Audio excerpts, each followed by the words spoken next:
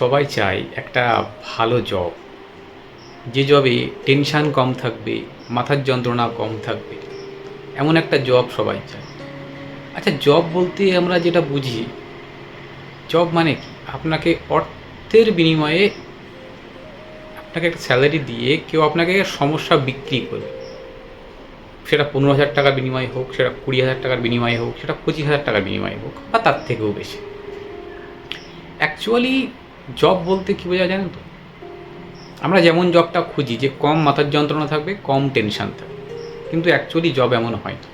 Job মানেই হলো কোনো একটা সমস্যা যেটা আপনার কাছে বিক্রি করা হবে একটা অর্থের বিনিময়ে। আপনি কীভাবে সেটাকে নিতে পারবেন সেটা আপনার উপর ডিমান্ড করে।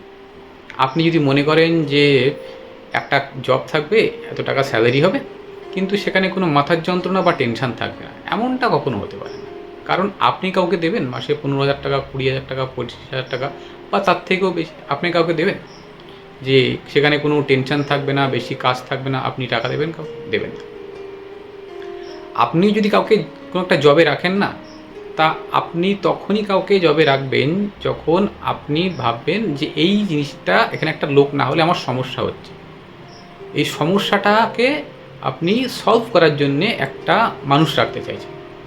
এর মানে কি? আপনি আপনার যে সমস্যাটা ছিল সেই সমস্যাটা আপনি অন্য কাউকে দিয়ে দিচ্ছেন কিছু অর্থের বিনিময়ে।